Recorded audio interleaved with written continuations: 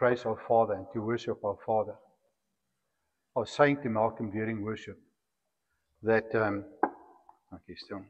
was saying to Malcolm during worship that our Father is just so amazing that the songs that Ilse had chosen just so lines up with the scripture that I want to bring this morning.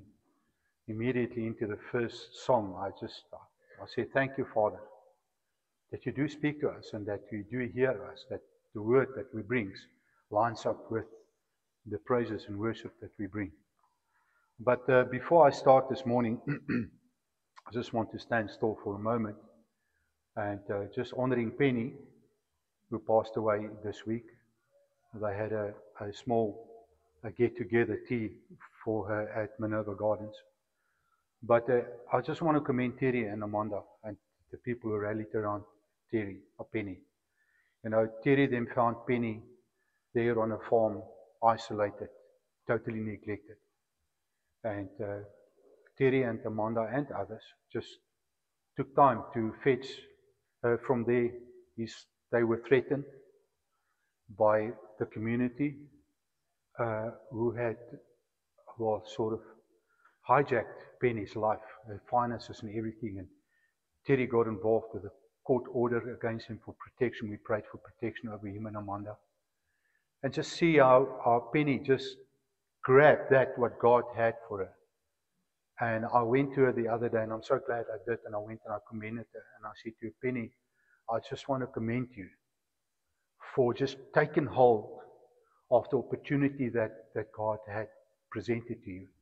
And it's just fantastic to see when people in a church walk into their calling and reaching out to a lady who was not even in our church, but just doing what we are supposed to do, walking out in your identity. And Terry, I want to say to you and Amanda, it's because of your obedience to God and compassion that you have in your life, that pastoral thing, that we can stand here today and we can say, Father, thank you that the last 2 or 3 months that Penny had in her life was a great time with people who loved her, people who rallied her, and well done to the people at Minerva Gardens. We have also just given Penny the opportunity to stay with her and just help her. And to the older people that always had a room for Penny in a church.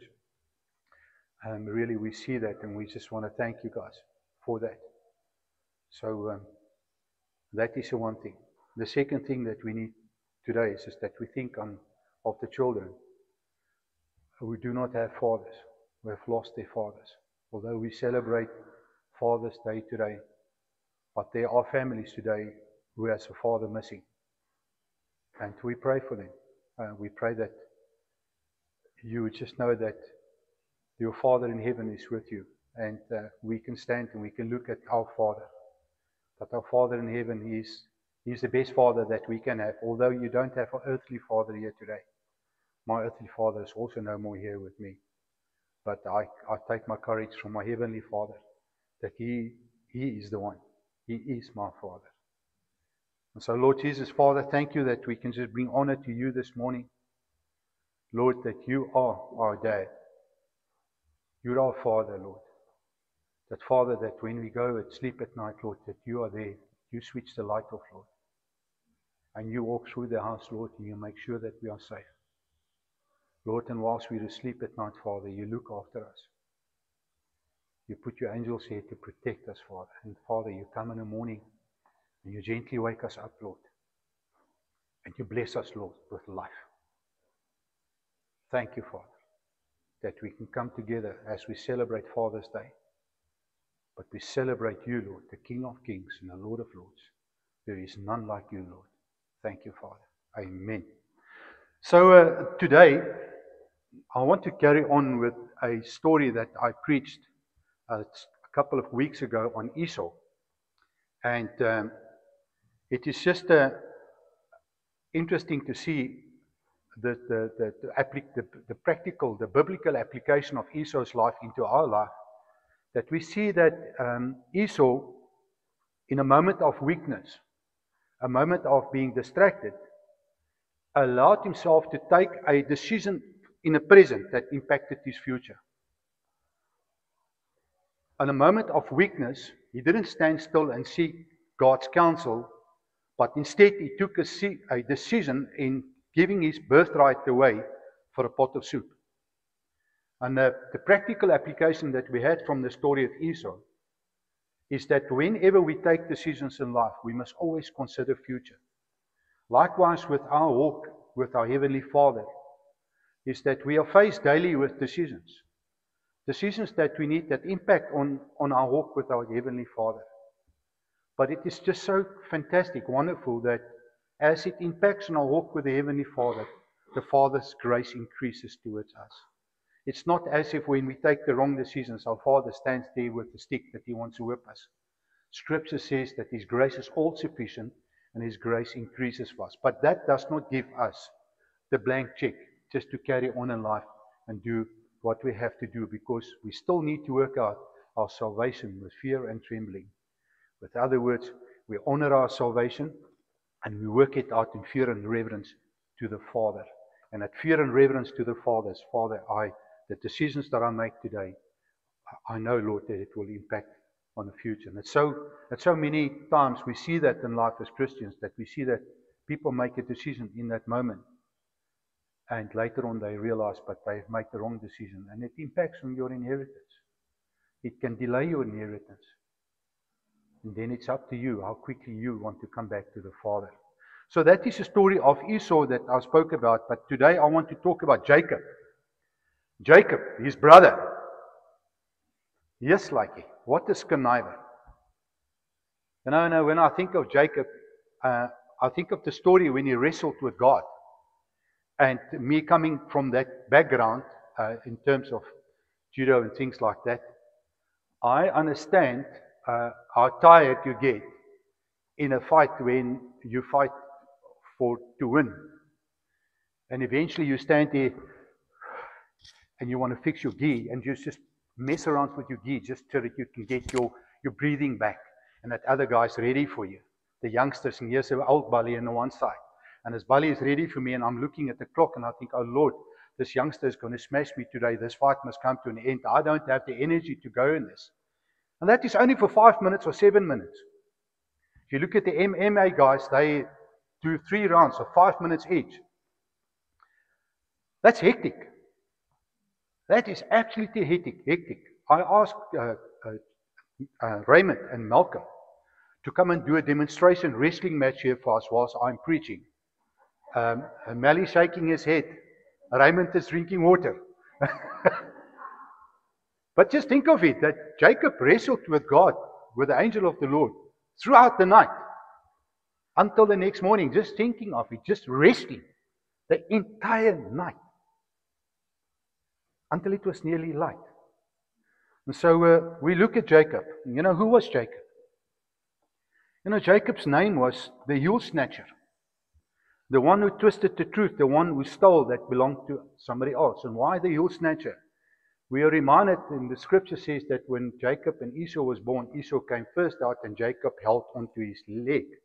So Jacob was a person for conflict from even before birth. They say that two babes were jostling with each other in the mother's tummy. So he was a difficult. It seems to me that he was the one who was engaging with Esau all the time, because otherwise he would not have held on to Esau. It's like, where are you going? I'm not done with this fight yet. Come back here. So that is what we look at Jacob. And we see that the amazing thing about Jacob is that irrespective of his deceitful actions and his deceitful character, we see that the promises of God remained on him. Irrespective of his deceitful character and his actions, the promises of God remained on him. And we are reminded in Scripture in Ephesians 1, verse 1 to 13. I would encourage you to go and read it at home. Ephesians 1, verse 1 to 13. Where Paul just writes about salvation, and he says, in him we are chosen. And so when we go through life and we look at Jacob, that God was so faithful to him because God had chosen him. And likewise, God had chosen you and me as well. And irrespective of what happens to you in life, God is faithful to His promises to us. The second thing what we see in the light and the story about Jacob, it is just the transformative power of the Lord in his life the moment he yielded to the Father. We look at Jacob's story. I get confused with Joseph. When we look at the story of Jacob, we just look at his whole lifetime story, and we'll get to that. Is that, he was not a good guy. But the moment in that wrestling match, and we'll read scripture about that later on, moment in that wrestling match, when he yielded, when he realized this is the Father, we see the transformation that came in Joseph's life. It reminds me of John 3, where Jesus speaks to Nicodemus, that unless you're born again, and this is what happens to us, the moment we yield to the Father, and we are born again, we receive the Holy Spirit in our life. And the Holy Spirit comes and transforms us and changes us. But here is the thing, is that we need to contend for the presence of the Holy Spirit on an ongoing basis in our life. We mustn't just say, Father, I've given my heart to the Lord, this is where I am, Lord, I have arrived. No, we need to be on a constant daily basis, submit our lives to the work of the Holy Spirit. Now, Galatians 5:25, Paul reminds us to be in step with the Holy Spirit, to be with the Holy Spirit in step. So when we are in step with the Holy Spirit, we will experience the transformative power of the Lord in our lives on a daily basis. We see that the story with Jacob is that we would think that because he was chosen by the Lord and God had this amazing promises over Jacob that God had spoken to his mother Rebekah before Jacob was born. We look at his storyline. You would think that he would have a lovely life, but he was faced with adversity and he was faced with lots of problems. And often in life, what we will do is when we're faced with problems, we ourselves tend to look at other people and say, okay, now why do I have these problems in my life? But if we look at Jacob, he was his own worst enemy. He was the cause of his problems. And so the fact is that we need to be reminded of, as we look at the story of Jacob, is that you and myself will be faced with adversity, with trials, and all sorts of things that goes on in our lives. Whether self-imposed, whether imposed by external factors, these things will happen to us in life. What we need to also remember as we face with difficulty, like what Jacob was, and faced with different circumstances, is that we live in a fallen world, we live in a dark, depraved society. And Satan is not happy with you and me walking into the promises that God has for us. Satan would want to do everything to trip you up and trip me up, and not to succeed in what God has for us in life. And we see that so true in Jacob's story. And Paul comes and he reminds us, he says, listen here, you are going to be faced with difficulty in life. But you know what, church, you need to stand strong. Paul says you need to stand strong. You need to stand strong in the word, and you need to take authority. You need to take authority. That authority that we have. I think, and we've been speaking about authority now for quite some time now, and I feel God is speaking to me about this authority. We need to have a spiritual revelation of this authority that you and me have. That authority, that the same Spirit that raised Christ from the dead is at work in you and me. That same Spirit that overcame death, that raised Jesus from the dead, is at work in you and me. Just understand that. Understand that authority that we have. I spoke about it the other day, that we shouldn't be like that boxer that's beaten up by the devil all the time. It's just that we as a church need to put your boxing gloves on and contend for the promises and to contend for your inheritance. I was driving here a couple of weeks ago and I looked at the church and I thought to myself, Richland's church, we need to contend, we need to fight for our inheritance. Otherwise, this church doors will be closed like many of the other churches in this town, because the people did not fight for their inheritance. When the church became emptier and emptier and emptier, the people would just say, well, this is a norm. This is a norm. And 5 years, there will be 5 people. I'm not prophesying that over us. I say we must come against that. Don't neglect the gathering of the saints. Church here. Let me tell you what church is. You and me are the called out ones in this community to come to this church. So when you look at church, you can say to yourself, I'm one of the called out ones by God to be part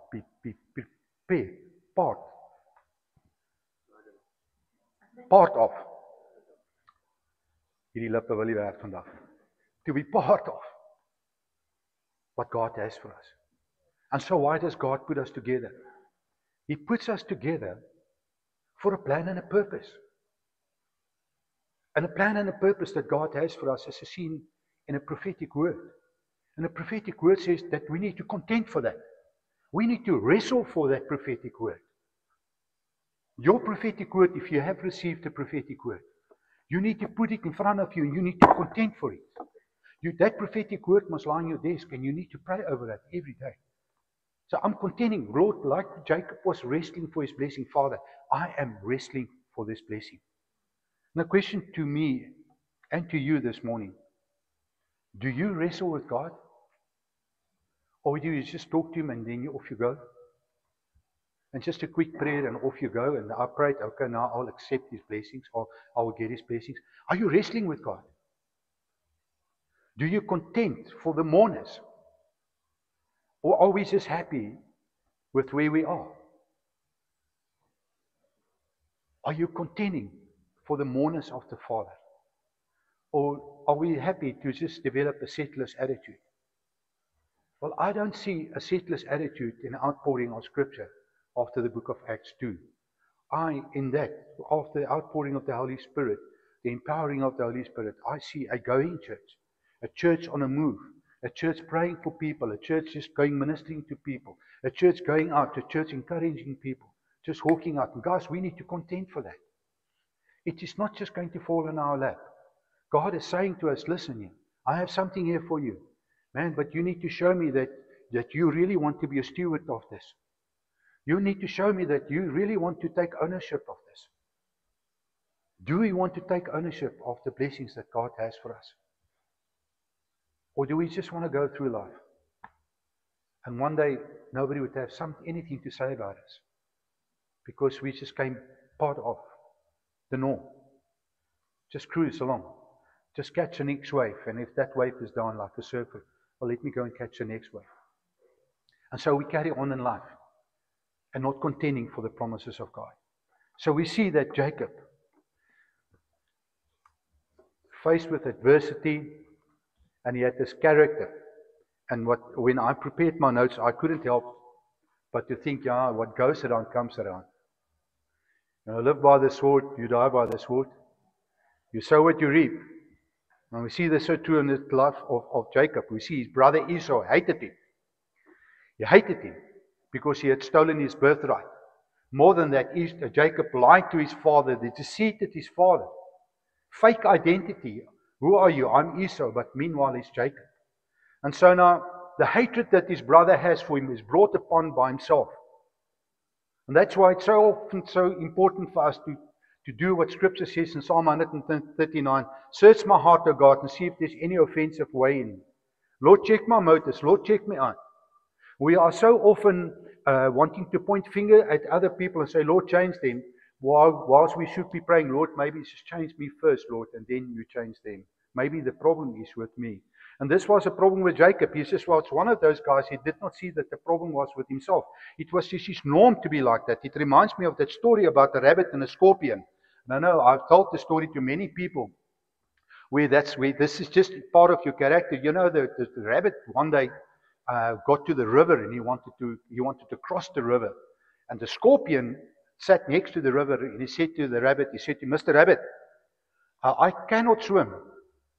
Can I jump on your back and go with you across, and then, at least I can get over to the other side? And the rabbit said to him, no, you're going to sting me.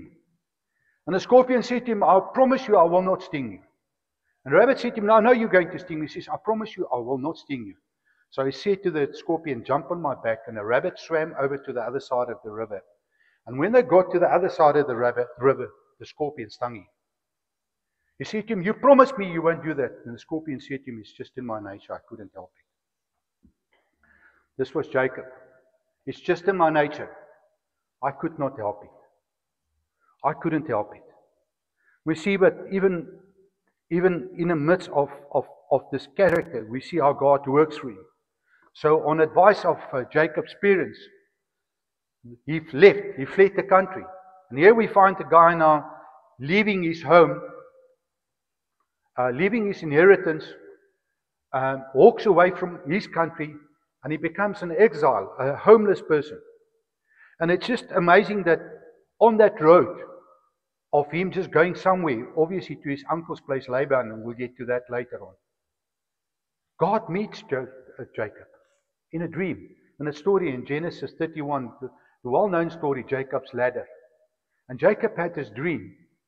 And it is amazing that in this place of loneliness, running away, that God comes and meets him at that need, at the time where he's at his lowest. And God gives him this covenant, this wonderful word, and he says to him, I will be with you and I will not leave you. I will be with you and I will not leave you. And it's interesting and amazingly how God comes to us, our Father, that in that moment that we feel that we are lost and that we are just there, that our Father just comes. And He speaks to us, be it through a prophetic word or be it through a word of encouragement from somebody. And I just looked at the rest of Jacob's story, how Jacob went forth, and I think he could do that because he knew that the Father was with him and the Father will not leave him. And the same is applicable on you and me today. That John 10, Jesus says that you're in the palm of my hand. I'm paraphrasing. I will look after you because my Father has given you unto me.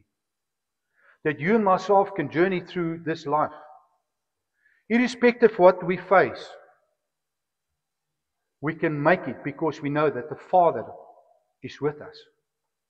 That my Father has given me a deposit of His Holy Spirit, guaranteeing my inheritance. And that my Father is here with me. That I do not need to fear what is ahead of me. That the mere fact that I know that the Father is with me propels me into the future. And then I can go and say, bring it on. I know my Father is with me. For who greater is He, the one that's in me, than the one that's in the world. Scripture in Romans says, nothing can separate me from the love that the Father has for me. You see that the importance of encouraging.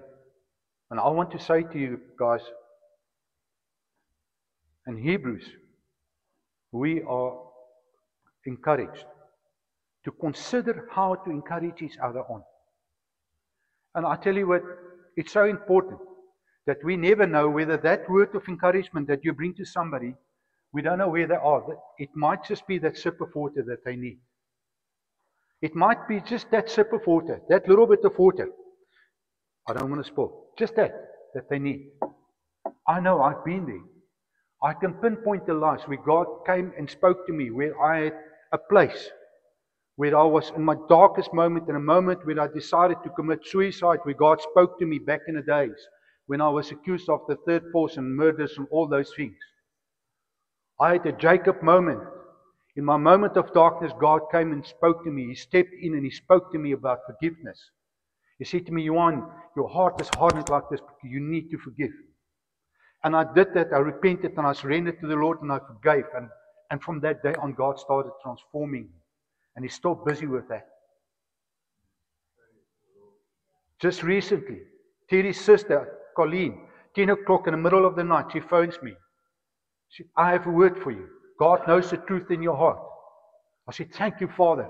I'm trying to defend myself on national TV and all over the show, Father. Nobody believes my innocence. God comes and says, I know the truth in your heart. I said, Father, I'm going to stop defending myself. Because what matters is you. You know the truth. Father, you know the truth. I don't have to defend myself to man. You know the truth. God knows the truth in your heart. If you sit there today, people defend you, accuse you of something, God knows your heart. Stop fighting with man. God knows what is in your heart. He knows your motives. He knows your thoughts. Just 2-3 weeks ago, I drove up to the church and we've been dealing with some issues and I was really despondent. I get a phone call from Namibia. The most unlikely person that I think would phone me, Uncle Volker Backers, who led the church all nations in Windhoek for 42 years. He'd handed the church over to Maiden. He phones me, he says to me, Johan, I have a word for you that God gave me 2 months ago, but I felt I needed to share it with you today. I said, Lord, I stood there at the bottom of the boat, and I just prayed. I got out of my car right there, and I just thanked my Father. I said, Father, thank you, Lord, that we're going through a difficult time, but Father, you've got your finger on me. And I thank you, and I want to say to your church, God's got his finger on each one of you. Each one of you. Wrestle with him. Acknowledge those moments. Acknowledge those moments. Each one of us. And each one of you will have a testimony like that on those times when it's been really difficult. And here we see Jacob. So Jacob gets a word from the Lord, and off he goes. Then he meets up with his mother's, with his uncle, Laban. Now Jacob gets back to him what he's done in his entire life. Because now it's his turn to be deceived. So instead of just working for 7 years for Rachel, he wakes up after 7 years after the wedding night, he wakes up, there's Leah next to him. So Laban gave him his other daughter. He worked for Rachel, but he wakes up with Leah. But he loved Rachel so much, he decided to work another 7 years. So he works another 7 years. Now he marries Rachel. Now he's got 2 sisters. And they're in adversity with one another. If you read the story, it's hectic. And then he's got a child with this one, and a child with this one, and this one servant's mate, and this one servant's mate. Eventually, I lost track of how many kids this guy got. He was a child-making factory, this chap. But anyway, we look at him. But we look at his story. In that story that he eventually worked for 20 years for Laban, which was supposed to be 7 years. We see in that period, Laban changed his wages 10 times. Just went back on his word. And then you see how they deceived one another with the goats, with the first crops. And it's like, yes, these guys were scalaman. Both of them. But I think now that thing of you live by this word, you die by this word. Now Jacob he was in the receiving end of being deceived. And then if we carry on in Genesis 31, I think verse 21, round about there, we see that the angels now speak to Jacob and say to Jacob, you must go back. You must go back to your land. So Jacob and his family packs up, and Rachel goes into dad's house. I'm paraphrasing, just telling you the story quickly. And she steals from her father, household goods, and off they go. Now just think of this. Jacob is now going back. He's now going back, knowing that Esau is waiting for him. That Esau still wants to kill him. He's going back. And now he realizes that Laban is pursuing him because his wife had stolen from Laban. And Laban has an issue with Jacob about the goats and the things like that.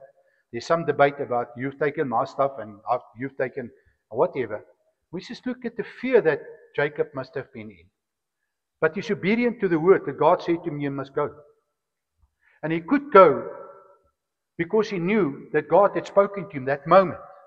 That God had spoken to him, I will be with you. I will be with you.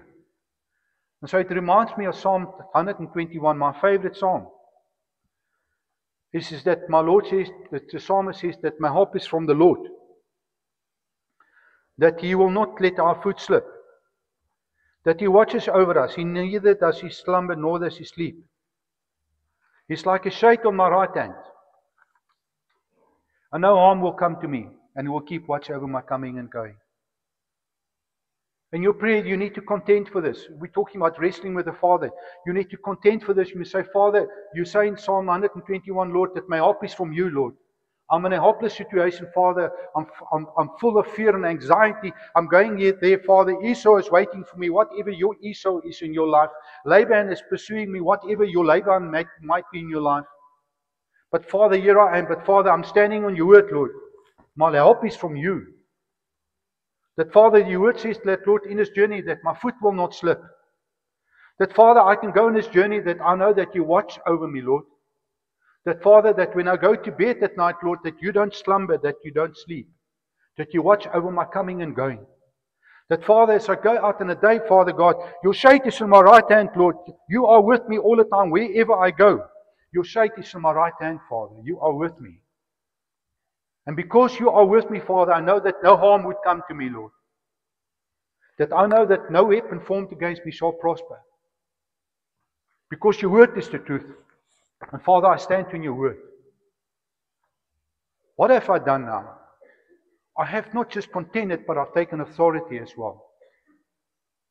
I've taken authority. I'm speaking the word of God back to him and say, Lord, you're a faithful Father. Lord, this is what your word is saying. I'm wrestling for this. I'm contending for this, Lord. I don't sit and read Psalm 121, but I make it my prayer. So we get to the real story now. So Jacob and his caravan, everybody's on his way. He knows that Esau is waiting for him.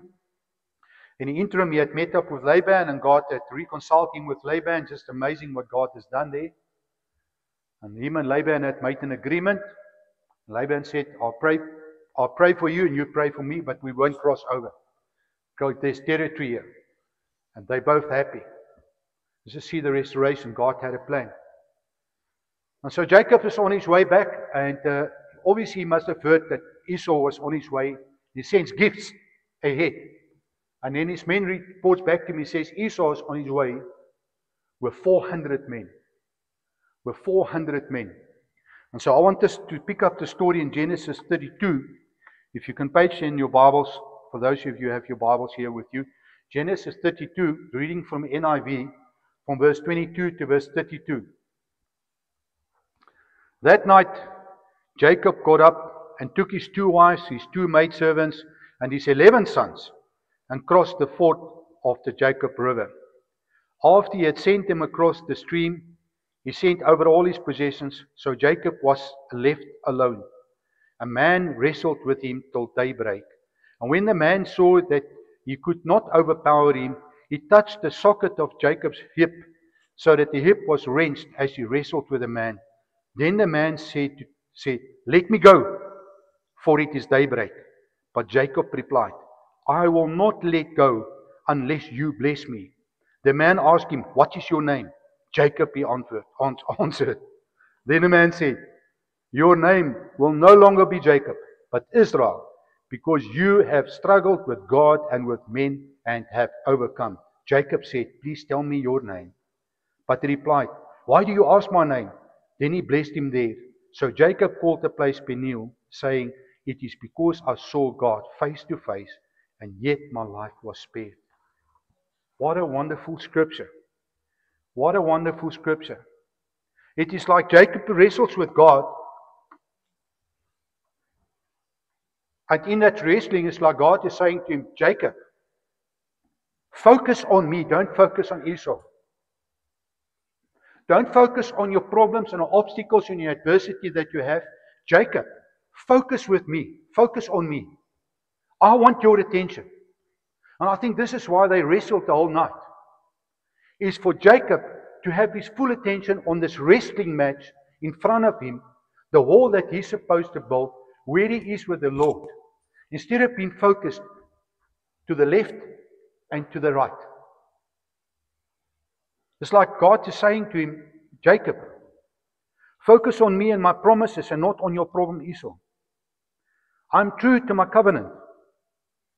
I keep my word. I told you that I will be with you. Here I am. Acknowledge me. Seek my righteousness and seek my kingdom first. That's just my own words. It's Jacob, here I am. So in your problem, in where we're going, contending for a breakthrough, or faced with difficulty, or just contending for the promises that God has in your prophetic word, is don't look at man. It's that we need to be totally focused, fix our eyes on Jesus Christ, the author and perfecter of our faith. And just keep on contending for this. The next part of the story, which is very interesting to me, is who are you? I would have thought that right in the beginning of this wrestling match, they would have introduced each other. So by the name, I'm Pete and you are Koos. Or I'm Jacob. And who are you? I'm an angel of the Lord. But only at the end of the wrestling match. Who are you? I want to ask you this morning, who are you? Who are you? The angel of the Lord asked Jacob, who are you? God knows he was Jacob. He knows our thoughts. He knows everything about us. He created us. And he says to Jacob, who are you? And for the first time in Jacob's life, he's honest.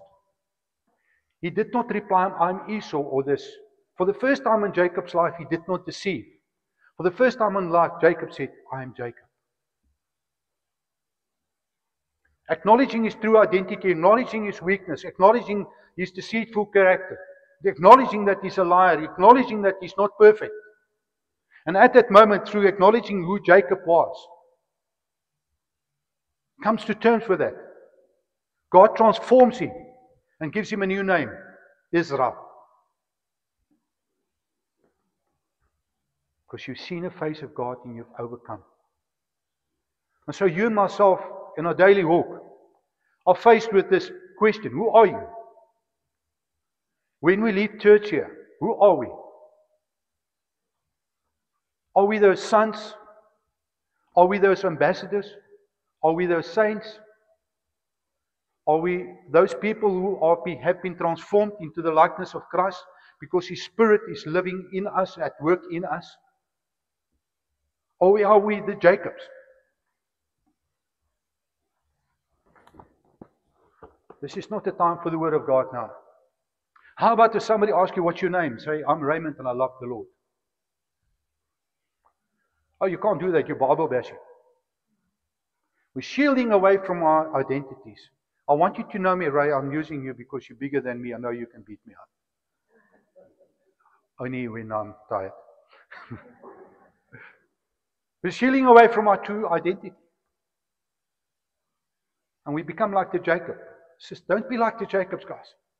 I'm talking to myself. I'm looking at the story of Jacob, how wonderful our Father is. How His grace increased. And I said to Stella last night, as we sat there and I just spoke to her about this word. I know my past. I know where I come from. I know a bit about David, and I know he will pardon me. I said to Estelle, God's grace. I said that God decided to use us in His kingdom. I can show you a lot of guys who are 10 times better than what I am. They're good guys. Yeah, I battle. I battle. I tell you now, I battle. My friends know how I battle. It's not easy. But though God has chosen us, and God has chosen you as well, because His grace is all sufficient. His grace increases all the time. We are chosen not because of who we are. We can't look at ourselves. We're chosen because He has chosen us in Ephesians. And all we need to do is say, Father, you've chosen me, Lord. I'm prepared to step up and walk. Father, I'm prepared to wrestle with you. There are some days that I drive like last week. I said, this morning, I said, Father, in your name, Father, I bound those thoughts that comes up in my mind. I bind them in your name, Lord. I'm struggling, Father. I'm wrestling, Father. I'm wrestling against this thing. I'm wrestling against this thing, Father. I'm not going to let go until you bless me, until there's a breakthrough, Father. Until this thing has left me. And likewise, each of you can sit there. I can't speak for you, but I can only talk for myself. There are things that I'm wrestling with, of the old nature of Johan that's still with me, that still needs to be transformed.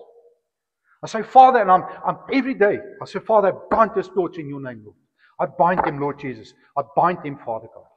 Because you've given me the authority to do that. Father, I'm wrestling with this thing. I'm not going to let go, Father. I'm not going to say, oh, well, this is fine. This is who we are. This is not who we are. So it's just fantastic to see the reconciliation that took place between Esau and Jacob. As Esau acknowledged who he was, he received forgiveness from the father, immediate restoration from the father. And then also the father took him to a place where he is reconciled with his brother. And we see Jacob's attitude when he met up with his brother. Humbled, he bowed down before him. Though the word over him says that his older brother would serve him. It's not interesting. The word said, the prophetic word over his mother and over his life, is that his older brother would serve him. He had stolen his older brother's birthright. But when he met with his older brother, he bowed before him. Humility. Those who are humble, I will exalt. In humility. And how God just came and God just brought supernatural restoration. You know, there's this man who I arrested for murdering policemen. And he shot his staff's brother and he shot one of my colleagues dead. And we had to shoot out with one another. And then I arrested him and his group of guys. And they were sent to life imprisonment. And they were pardoned a couple of years ago with the new dispensation. And I've seen him around in town. I've always wondered, when will they come and revenge? Because I was the project manager. We chased them all over the province for a period of 2 years. I remember how many operations. It was 77 operations at night. I'll never forget it. 200,000 rand informer's reward for this man. And I've told the story in the church, and 2 years ago he contacted me. He said to me he wanted to see me. And I'm going to cut the story out. We met up and he wanted help to set up his business in Magora location. And I went there with him, myself, Leon and Oliver. Oliver is not here now. And this was a big moment for me. I went and stood next to him. It's like a Jacob and an Esau. I went and I stood next to him, just the rivalry. And I stood next to him, and at that moment I put my arm around his shoulder. And Oliver took a photo. And it's just amazing.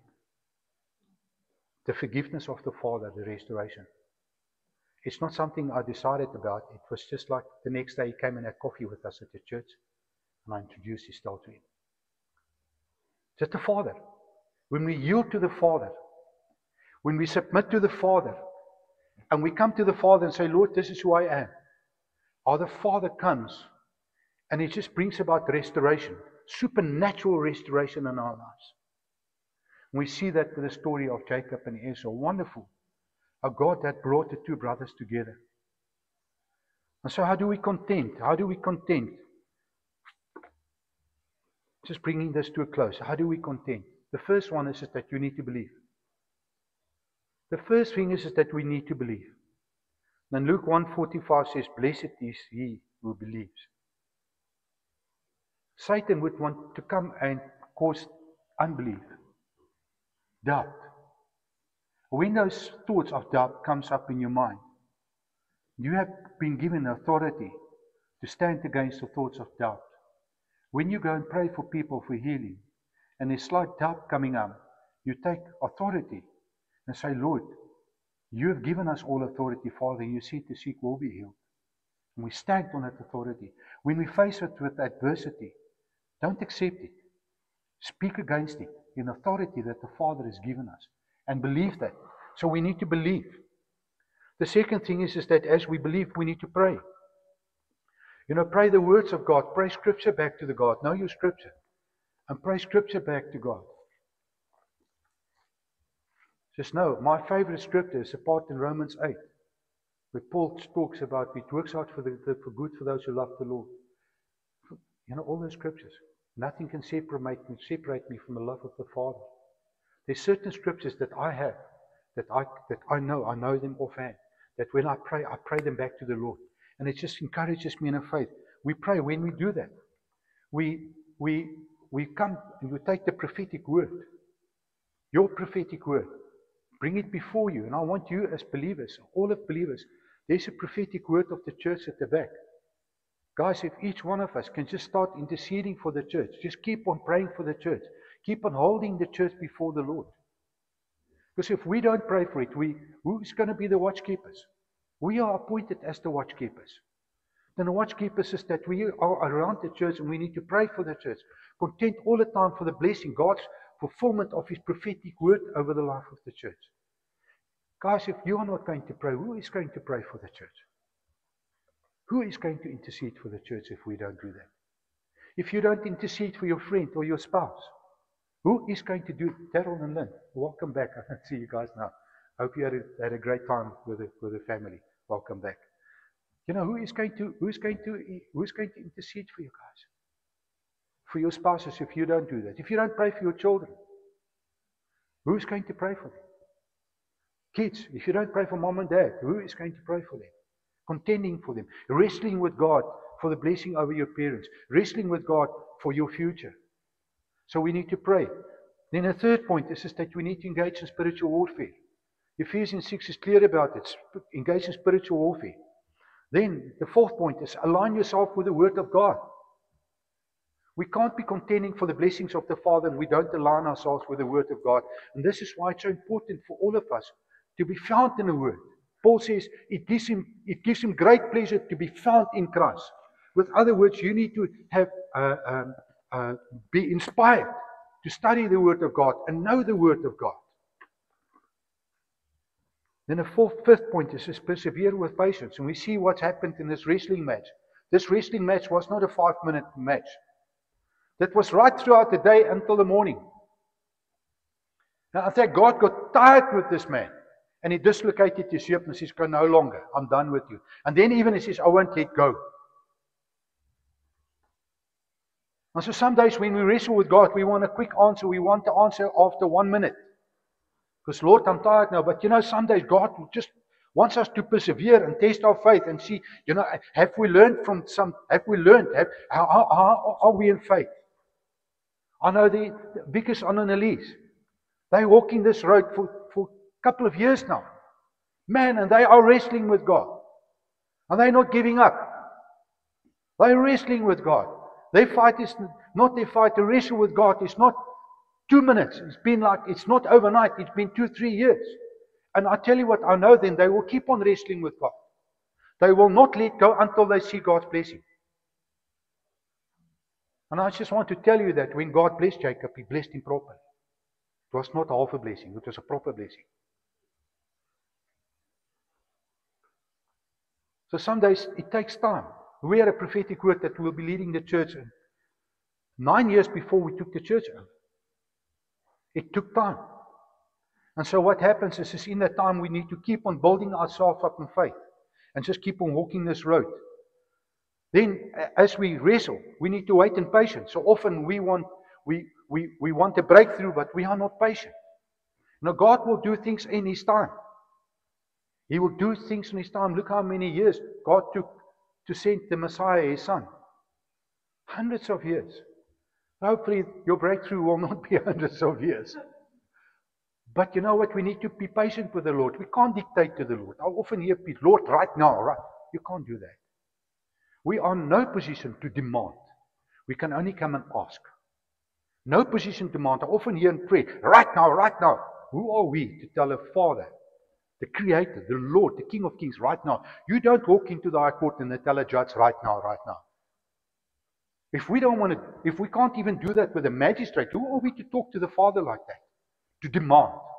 We can only ask in faith and believe that you will receive. Next point, the sixth point, stay close to God daily. So what do we do there? Stay close to God daily. Galatians 5:25. Let's be in step with the Holy Spirit. And I always tell, in step with the Holy Spirit is like in a platoon. We are in step, we all march together. And as we march together with the Holy Spirit, I'm going in a direction that God wants to take me. And to do that is that we need to surrender to the Holy Spirit on a daily basis. On a daily basis, I'm giving you points here that you need to remember. So believe, pray, align yourself with the Word of God. Don't give up in your wrestling match. Hold on to God. Hold on to the promises. Say, Lord, I will not let go. Even if I see this in front of me, Father, I will not let go. Even if 1,000 times I left and 1,000 times I right, Lord, Father, I will keep on believing in your goodness. Because you're a good Father, because that is what your character is. And we can endure in this fight because we know the character of our Father. Our Father's character that is good, that is always true, and that is faithful. So guys, my closing words to you is that Jacob to refuse to let go of God. And God did not bless him until Jacob allowed God to change him. And God dislocated his hip. And for the rest of his life he had a limp, to reminding him of the time. But guess what? You also have a limp in you. Holy Spirit is that when God came upon you and me, He gave us His Holy Spirit as the limp And Jacob's hip reminded him of the Father. We too have the Holy Spirit in us, reminding us of the Father every day, whispering the thoughts of the Father in our ears every day. And so we cannot contend, we cannot wrestle without being in the Holy Spirit and with the Holy Spirit.